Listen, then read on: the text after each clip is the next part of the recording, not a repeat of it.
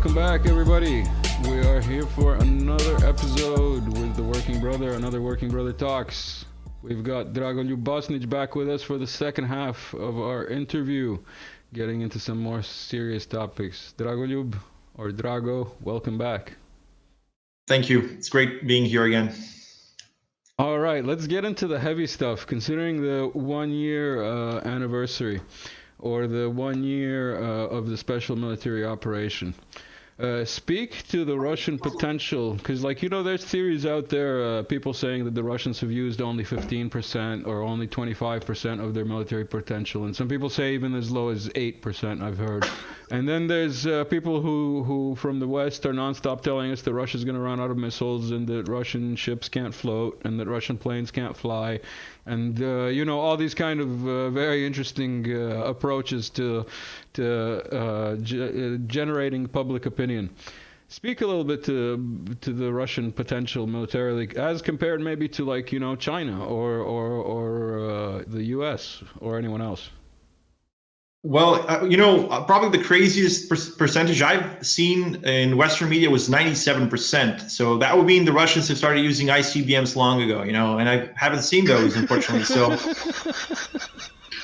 it's pretty interesting how they come up with those numbers. I really don't understand it. So. Oh my God, that was good. That was good. Yeah. Keep going. Comedy. Yeah. So I would say that they've used up maybe 10% of their potential. And the thing is, most of that was land power, in terms of intervention in Ukraine. Most of the military forces they've used were actually from the Russian ground forces. And I think they haven't shown most of the time the Western media are saying the Russians cannot project power, air power over Ukraine, which is ridiculous, because the thing is the Russians, they need to keep most of their units where they are, because they don't know if NATO is going to intervene. They don't know if NATO is going to get involved at any point. So they have to keep their units where they are, most of them, and they can only dedicate a portion of their air force and the rest of the military to the front in Ukraine. So it's ridiculous claiming that they can't do this or they can't do that. If that were true, NATO would have intervened by now. They would have bombed Russia or whatever. If Russia was that weak as they claim it is. On the other hand, especially in the beginning of the operation, they were trying to portray Russia as some kind of a superpower, which is can take Ukraine in 2 days. They were intentionally pushing this narrative so that they could say that Russia failed. I'm confused now. Wait. So Russia is both super amazing and should have taken it in exactly. half a day, and then at the same time it's also going to fall apart, and their military is poo-poo and can't do anything correctly. Exactly. They need both narratives. They needed both narratives. That's why at the beginning of the invasion, they were portraying Russia is going to win in 2 days. But since that didn't happen, and it couldn't happen because Ukraine is not a small country with 5 million people. It's they have 40 million people. It's the largest country in Europe and has the largest army in Europe. If we don't count Russia. So the point is Ukraine is a very big piece of cake in the global or geopolitical sense. You can't really take a country that's that big and that powerful in 2 days. And Ukraine is way more powerful than any of the countries that the U.S. invaded in the last 50 years or even more, longer actually. So I would say the Russians have done pretty well, especially considering the forces they've used. And as I said, that's not more than 10% of their military potential. I don't think it's maybe 12, if we're being generous, but that's it. And of course, they had around 250 to 400,000 soldiers, depending on the source. That's the number of troops engaged in this, considering everything, the Wagner, the Russian military, the Donbas militias. And I think it's no more than 400,000 people who have taken part in the operation. On the other hand, Ukraine has been using at least 750,000 soldiers, although that number goes up to 1 million when taking into account territorial defense and all these mercenaries and volunteers from around the world. And, yeah. It goes up to 1 million. So considering that the Russians are the side which is attacking, and they are also outnumbered, I think they did pretty well. And as far as I know, like, of course, as I said, the numbers are not 100% true, or like it's not 100% possible to confirm this. But the recent numbers I've seen, especially from the Turkish media, and they are also citing like Mossad and Israeli intelligence. They're saying that approximately 150,000 or almost 160,000 Ukrainian soldiers died, while 18,000 Russian soldiers died. So, if those numbers are correct, and I have no reason to think that at least the number for the Russians is not true, because there are independent sources in Russia, or let's say pro-Western sources, which have managed to count like 15 to 20,000 Russians who have been killed so far. Like they're making lists. We can assume like they're probably pushing the numbers up, but let's assume that the number is true. So if 18,000 Russians were killed so far, that's a big number. But imagine 160,000 Ukrainians. That's almost like 9-to-1, like death ratio, which is a disastrous ratio for a military which was trained by NATO for the last almost a decade now. So I think that spells doom for NATO itself, because if the Russians are that successful in fighting, the AFU, the Kiev regime forces, I think it's a pretty bad indicator for how NATO would perform if they were fighting the Russians directly. As a Serb and former Yugoslav like myself, I'm gonna keep referring to you that way because that's what we are. We're from a country that doesn't exist anymore. How would you evaluate like the info war sphere and how like you said, we can't be sure about the numbers. Like that's one thing that I learned long time ago, like when I was like 7, that you can't talk about numbers of casualties and numbers of losses of tanks and whatever, and yet there's people out there like that, like I don't know what they're called, but those websites that like confirm by pictures how many tanks Russia lost, and the fact that they lost 7,500 and 352 million tanks, and the Ukrainians have lost only 52 tanks, because there's no pictures of them from the Russian side. Speak to that a bit, taking into consideration maybe like the Kosovo war and the bombing, and how like at the end the Serbian military went out with more tanks than NATO thought we had in Kosovo at the beginning of the war. Speak to that a bit. That's a perfect analogy, because maybe like 20 years ago it was like possible to use the images, videos, and pictures as a somewhat credible source. But now, like considering that we have all these software applications that can be used to doctor images and videos, I mean, I think it's really hard to use that as credible evidence, because I've seen a lot of videos myself where deep fake videos which were used by the Kiev regime side to portray those as Russian battlefield losses, which of course was not true. Do you remember the first couple of days of the special military operation? When it was ridiculous. It was ridiculous. There was an instance where an Israeli media news TV source used faked footage of like a TIE fighter from Star Wars crashed in Ukraine, and like people driving by in panic. Have you seen that footage? Yeah, I've seen that. I've seen it. And I've also seen like a lot of videos from video games, like Armor Tree, for example, which was used to like portray the Russian Air Force is somewhat defeated or something, and then of course the Ghost of Kiev. I mean, it's one of the most ridiculous stories I've seen in recent years. Since you bring up the Ghost of Kiev, I have to do a little sidebar. I wanted to mention in the last video, but I didn't want to interrupt when you were talking. I fly Microsoft Flight Sim, the game or simulator. you know.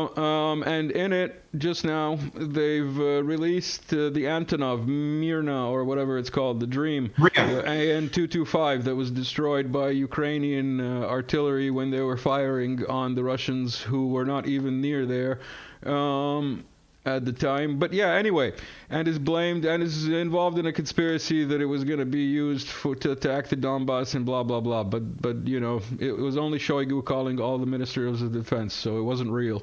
It never happened.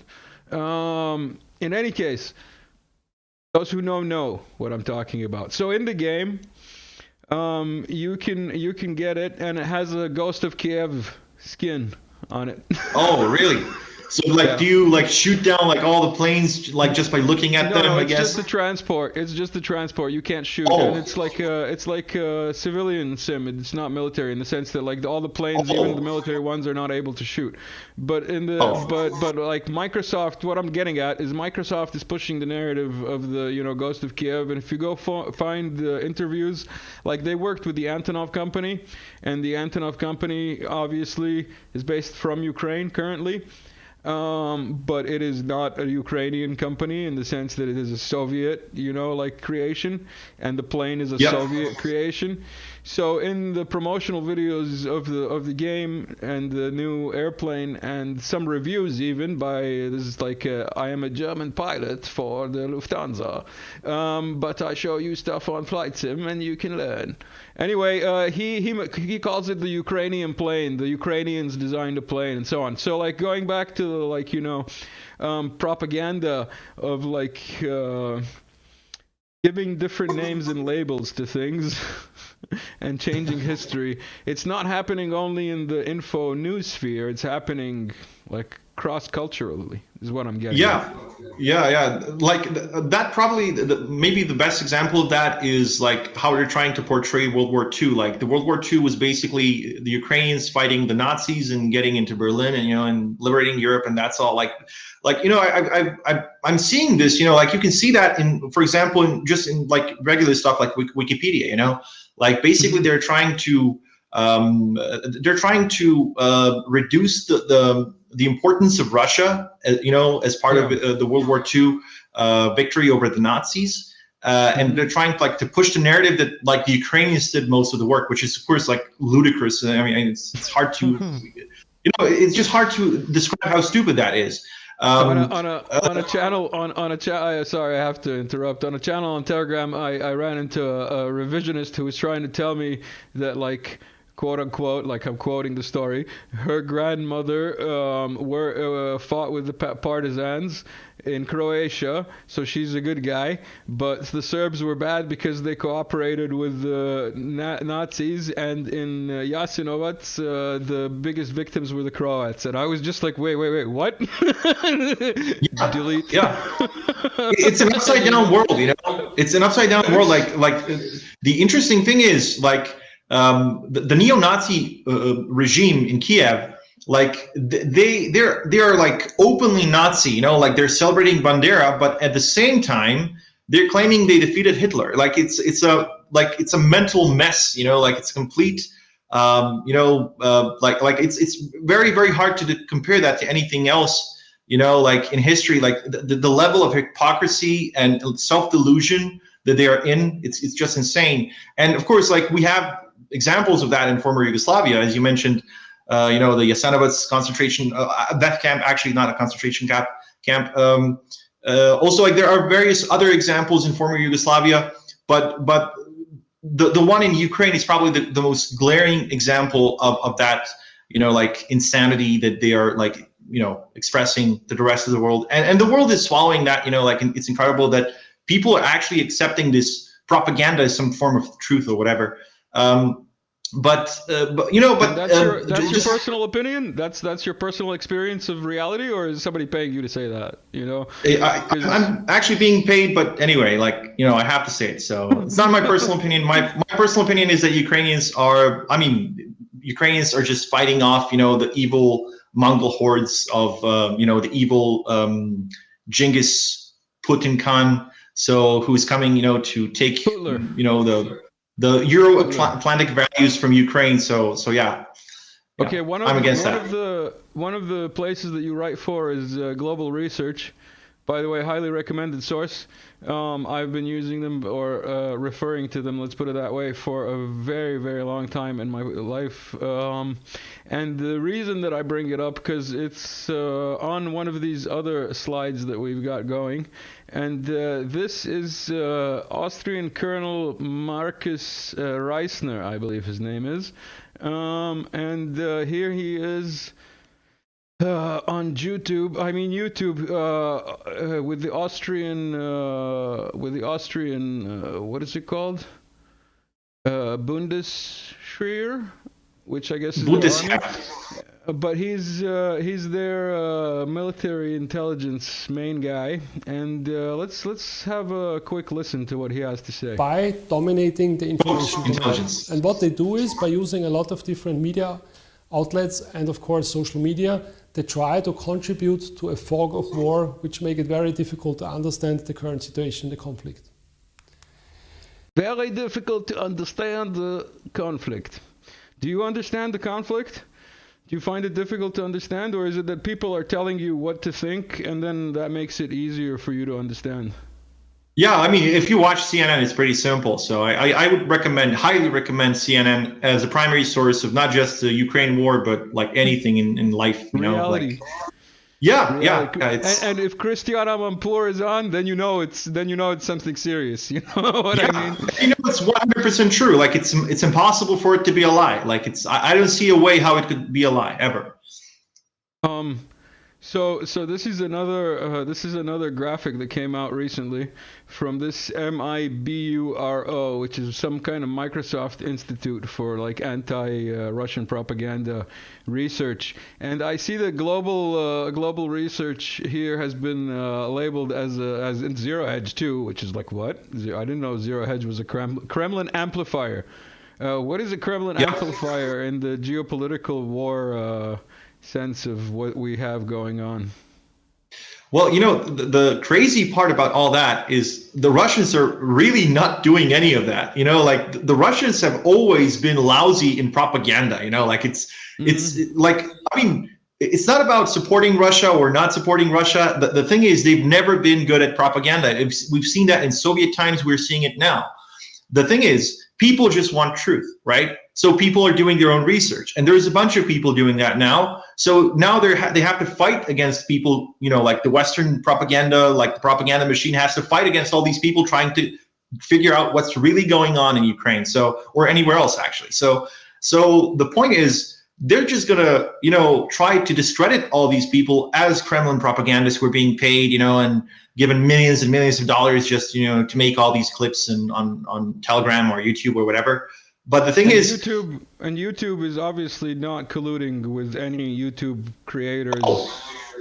And the White House is definitely not behind that like they were with COVID and the TikTokers.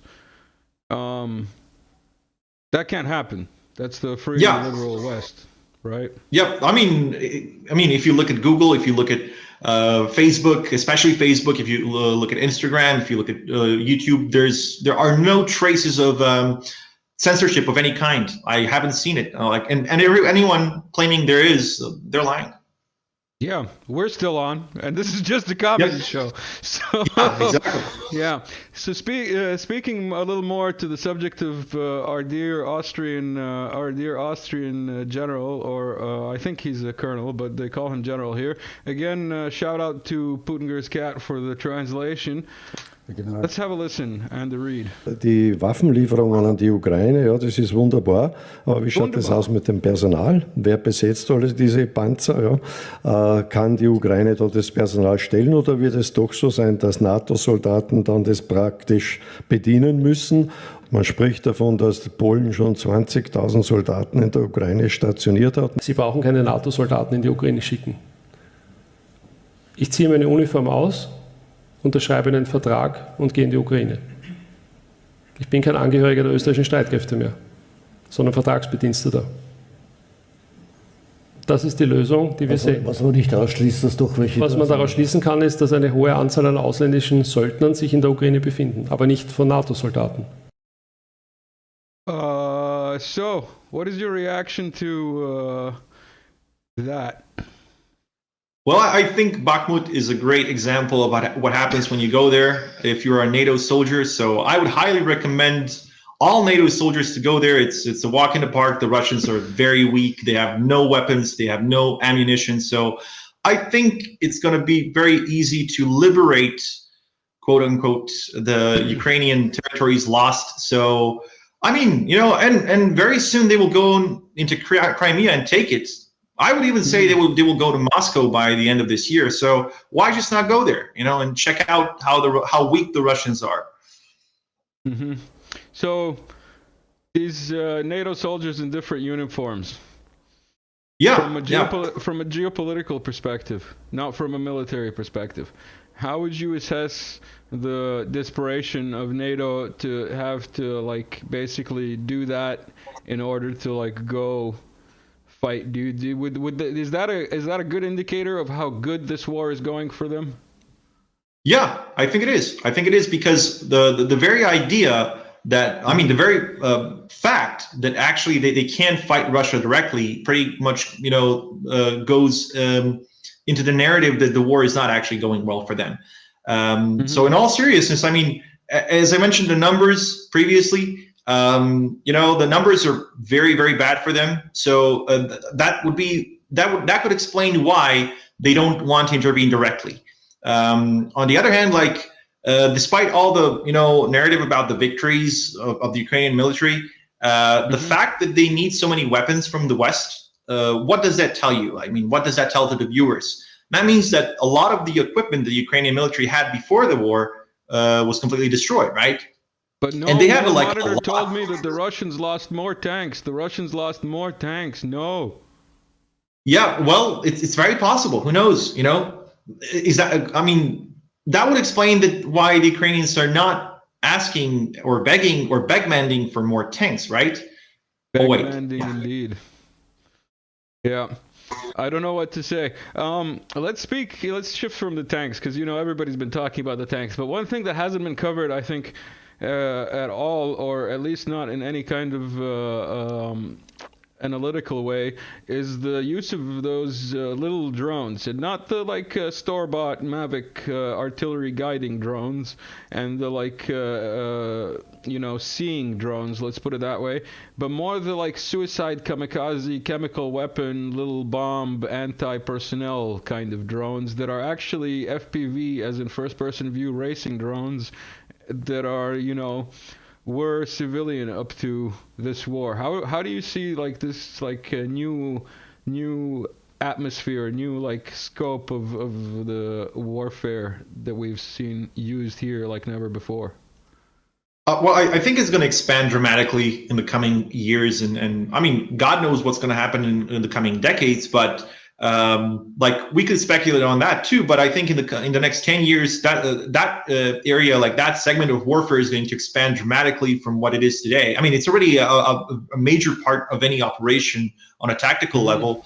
But it's going to become even more important in the future. Like in this case, we can see how that A-50U, the Russian AWACS, like was basically ambushed by this drone. But you know, luckily this drone is probably too small to carry any meaningful amount of explosive. But it's a pretty good indicator that, but you know, it's a pretty good indicator that you can actually, you know, get very close to, you know, major strategically important military hardware with very, you know, like cheap drones that could be operated with just like by two guys or one guy even. So, I mean, you know, like, this is not like a critique to the Russians. Something like that, like what we're seeing now, it could happen to anyone. Like, it could happen to a NATO military or any other military in the world. So I think, you know, defense against these little things, it's going to be very expensive, and it's going to require, you know, like even more what I call ISR, or intelligence, surveillance, and reconnaissance assets by the militaries around the world. And, you know, that means that defense is going to become more expensive. So, you know, these small drones are probably one of the best ways of conducting offensive warfare, because they provide intelligence, they can provide first strike capability. They're very, very useful. So I think militaries are going to start implementing them more in the future. And do you think the countering these threats is something that can be expected or realistic, or do you think it'll be more on the electronic side of countering, as I do, or do you think it'll be more, like physical counters? I think it's going to be like limited mostly to electronic warfare, which means like that basically like electronic warfare is going to be the most effective way of neutralizing the threat. Mm-hmm. But like it has to be combined with the actual air defense systems. I'm talking about missiles because they're too small, and like it will be a disaster from the cost-effective point of view. But like they're going to need something like mostly like, let's say, World War II era like guns, that are going to be used to destroy these drones physically. Because, a way to counter electronic warfare is to use artificial intelligence. So you're going to have to, like, if you have a drone which is using artificial intelligence, you don't need a connection with it because you're going to just, upload a software which is going to, like make the drone work without any connection, with the operator. So like it's just, I think that's how it's going to evolve. You're going to have electronic warfare, and the response to that is going to be more AI, like advanced AI, not just regular AI that we see today. And in order to counter that, you're going to need a way to physically destroy the drones. And I'm sure like they're going to probably develop some kind of, I don't know, like mini missiles with, fragmentation warheads to destroy like, let's say, a swarm of these drones. That's probably going to be a way to counter these things on a tactical level. On a more strategic level, like in terms of longer range, they're just going to have to, improve the ISR, as I said, so that you can just destroy the platforms before they deploy these drones. That's probably going to be a way for the militaries to counter units which are going to be using these things. And do you think this is like cross-border? Do you think this is like extreme long range, like this that we saw now in Belarus, or do you think it's divergent groups that are just outside the fence of the military base? Yeah, I think they're very close because I don't think like there's any drone which is that small, like a quadrocopter which can go like hundreds of kilometers. Like it doesn't. I don't think it has. There is. There are. Yeah. Within limits, within like specifications, with the right antennas and whatnot, it's possible. Hundreds of kilometers, like with a range of. Yeah, 100 kilometers, no problem there and back. But like, wow. It's a serious thing, and this is like 2-3 years ago in the drone hobby. It was like proven. Let's put it that way.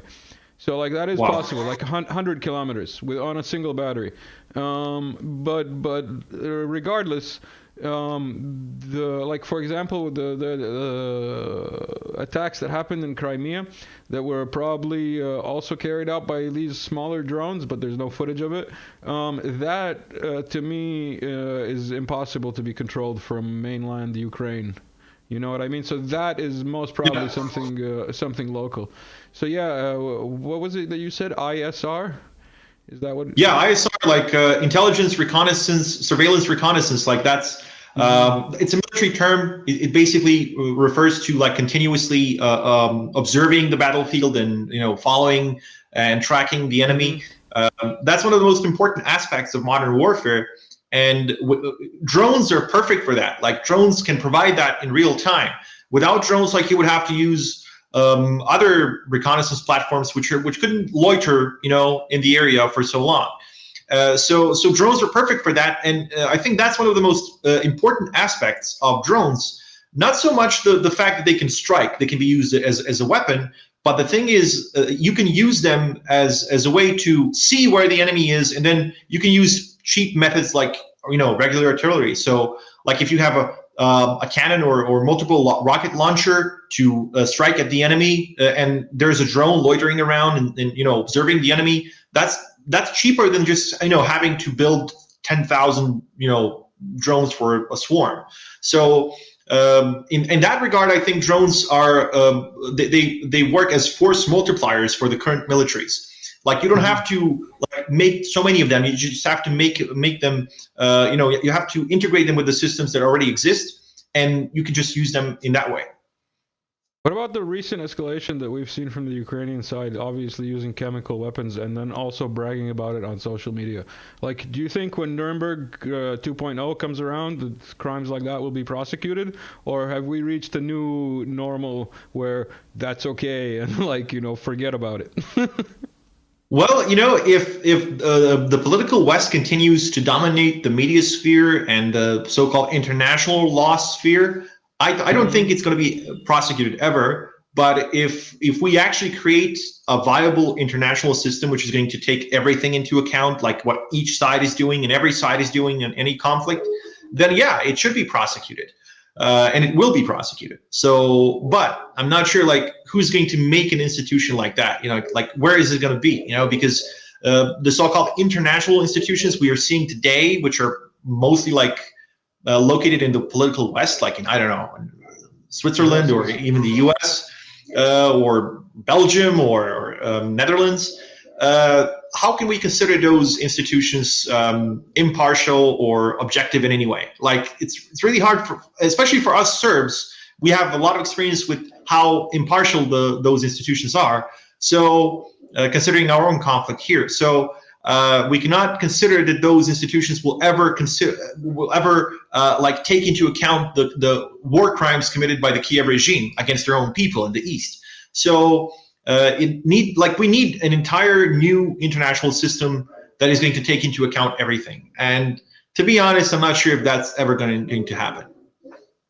I've got another question, which I think is very interesting, considering that you're a military analyst before anything else. Online, there's a lot of people who map the progress of, the war day to day, and they report on, gains here and losses there and whatnot. From a military perspective of the command structure and the information war and so on and so forth, operational security, can you speak to the discrepancy between the probable situation on the ground anywhere at any time and what we see as casual observers of serious open source intelligence people? Yeah, I mean, first of all, seeing the modern battlefield in terms of lines, there's a red line which is separating the two sides. That's completely outdated. I mean, if it was ever the case in warfare, now it definitely isn't, because first of all, where is the battlefield? Where is the front line when you have the Russians launching long-range missiles from Siberia, and those missiles are hitting targets in western parts of Ukraine? So does that mean Siberia is also the front line? So in that regard, and also the drones that you mentioned, they also basically erase the concept of straightforward front line, because you can use a drone to go 100 miles or 100 kilometers and hit an enemy, let's say, warehouse full of ammo. So the people who were guarding the warehouse, they would never say, "Oh, I was in the front line." No, they weren't. They weren't basically directly in the front line.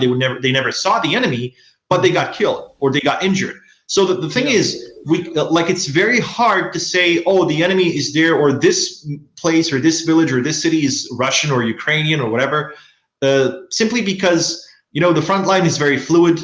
It's not a direct line as they're trying to portray it in the media. And we've seen that in the Kharkov region when the Ukrainians were conducting that counteroffensive. The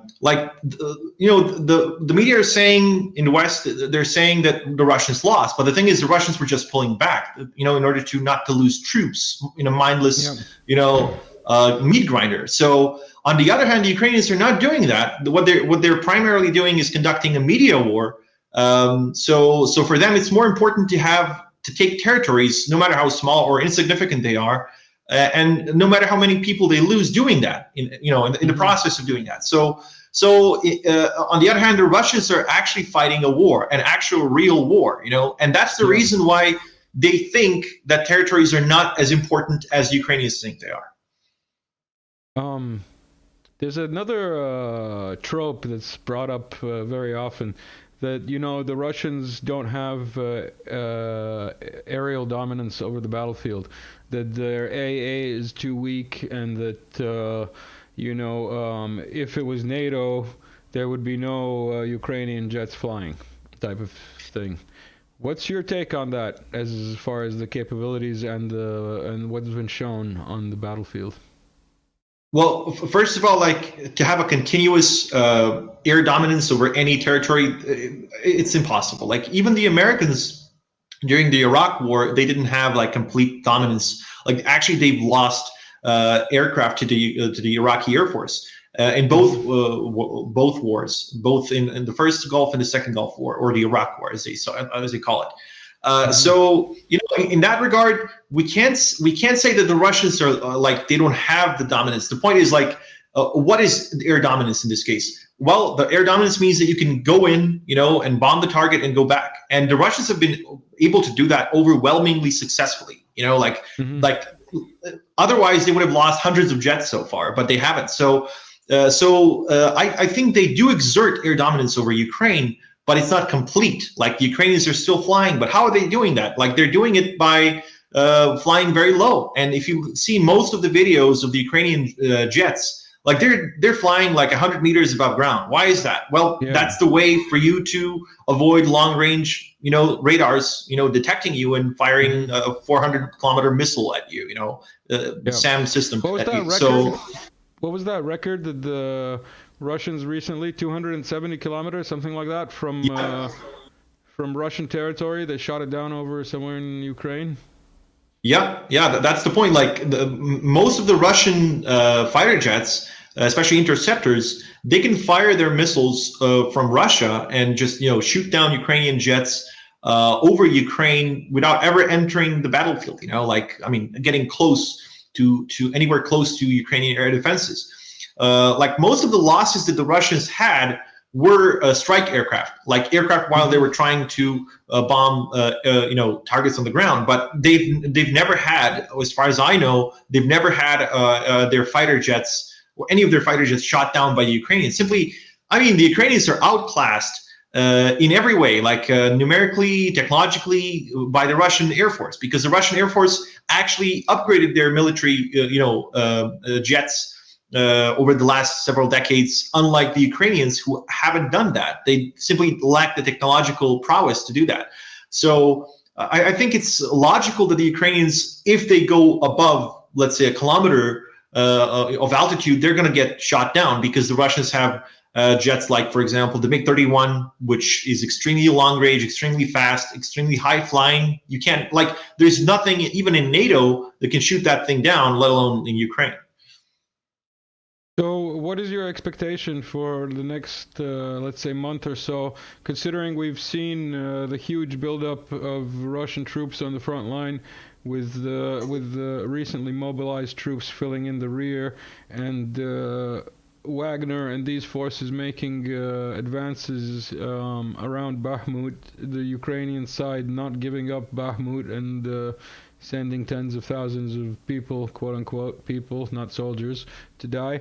And Markus telling us that we're going to see more not NATO troops because he will take off the uniform. Yeah. Well, in that regard, you know, I think this is going to continue being a slow grind. You know, it's going to be a slugfest for the rest of the conflict, I guess. But I think that's not necessarily a bad thing for the Russians, because they have they have the initiative. Like, they're still shaping up the battlefield. So you know, in that regard, I don't think much is going to change, because I don't think the Russians are going to try to go with fast, you know, like deployment of troops like at the beginning of the operation. You know, the BTGs or the battalion tactical groups, because, you know, I'm not going to say that that tactic was unsuccessful, but the thing is, like, it's very hard for the troops to keep up, you know, if you're going too fast. So I think going, you know, slower, but in a more careful manner, you know, where you're going to preserve your men, you're going to preserve your manpower. I think that's a winning strategy, no matter how slow it is, The point is the Americans are sending Ukrainians to die. Like they're basically, they're dying in like tens of thousands in this way.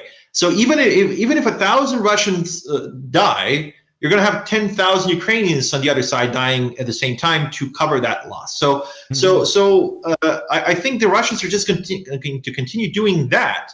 And what's possible if they, of course, increase the resources used in this operation, they might make that even worse for the Ukrainians. Like the discrepancy might get even worse as the time goes, because the Ukrainians are depleting their forces, and they can't replace those losses with NATO equipment, because NATO doesn't have the industrial capacity to do that. I mean, they've said that themselves. Like various American officials, they said, including like NATO. Top NATO officials like Stoltenberg himself, he said, we cannot produce the ammo that the Ukrainians are expending. So they cannot keep up with how much ammo the Ukrainians need. So as the resources for the Ukrainians reduce over time, then it's going to be harder for them, and the Russians are just going to keep their initiative or increase it. And do you think that is one of the reasons that's let's say making the Ukrainians think about a suicidal mission into Transnistria for that ammo dump that the Soviets left for the Russians? Yeah, it's very possible that they wanted to do that. However, I'm not sure like what's the state of all that ammo, because it's been like 3 decades, over 3 decades since like anybody was doing there any meaningful logistics or like replacement of that ammo. And considering that the Soviet Union had ammo which was 20 years old or 30 or even 40 years old at the time of its collapse, then that ammo there might be 70 years old now, or like 50 to 70 years old. So like it's a question, considering the maintenance and everything, it's a question how functional that is, and also like what stops the Russians from just blowing it all up and not letting the Ukrainians get it. Like send one Zircon and end the story. like let them open the door and then like just like hypersonic it. Yeah, or just let the Ukrainians try to get it, and by the time when 200 Ukrainians get there to take the ammo out, just send one caliber or Zircon and that, boom, that's it. Like it's like it makes no sense to try to get ammo like an ammo storage in the middle of a war, because you're sitting on a bunch of matches and all you have to do is just one spark and that's it. Yeah, interesting perspective. I didn't think of it that way, but yeah, that's a good like final option for the problem in Transnistria. If the Ukrainians are suicidal enough, basically, to try that, which can't be ruled out because they have been known to be quite suicidal. First, of all, they are desperate. And second of all, they are cooperating with jihadis and ISIL. Yeah, what can be said? Anything else you'd like to touch upon before we sign off today? Well, I would say that's pretty much it. As I said just the last time, I just hope that the people in Europe and the US and around the world are just going to take into account that the Western leaders are. I'm trying to stay polite and formal. They're not very. They're just a little bit delusional, let's say, and I think that this should be taken into account. And if the people are going to change the system, they have to start doing it as soon as possible and just hold their governments accountable, because we're all, like, the whole world is being pushed into a global confrontation, which nobody's going to win, because this is going to be the last war if it were to ever happen. So let's hope it doesn't. And I think the way for the people to do that is to just get on the streets and just stop their governments from, and many of them are already doing that, in Germany, for example, and they were doing that in the 80s too. And share videos like this. You gotta like and share videos like this. Support independent journalism and articles, and get your sources sorted out so that you can get more news from random places, and challenge every opinion. Think for yourself. That's the only way that we're going to solve this. And the streets, I don't know about the streets, man. I'm not a big believer in the streets. Yeah, we've had bad, experience with that in Serbia, but I think like the people should get into streets as like the last resort in the case that their governments don't listen. Because I mean, who's insane to die in a thermonuclear Armageddon, right? So like if that's the only thing left to do, I think that's what the people should do. Well, yeah, okay. If it comes to thermonuclear Armageddon, yeah, get out in the streets and try and stop it. That's today's message. All right. Drago Bosnić, geopolitical and military analyst, who can be found in the links in the description. Thank you for stopping by again. It was excellent. My pleasure. We will definitely have you back on.